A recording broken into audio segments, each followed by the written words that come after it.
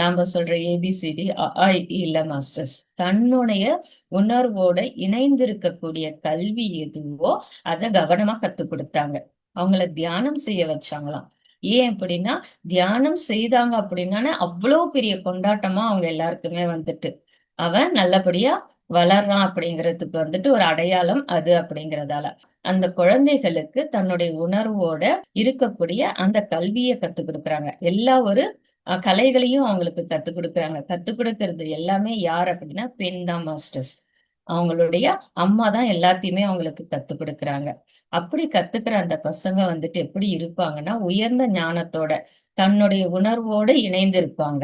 சிறு வயதில இருந்தே தியானம் நமக்கு தெரியும் ஆஞ்சநேயர் வந்துட்டு 3 வயசுல இருந்து தியானம் பண்ணாரு அப்படின்னு சொல்லிட்டு. சோ அது மாதிரி பெண்கள் கூட எப்படி இருந்தாங்கன்னா, சின்ன வயசுல இருந்து தன்னுடைய குழந்தைகளுக்கு கவனமா அந்த தியானத்த சொல்லிக் குடுக்கறதும், அவங்க தியானம் பண்றதுமா இருந்தாங்க மாஸ்டர்ஸ்.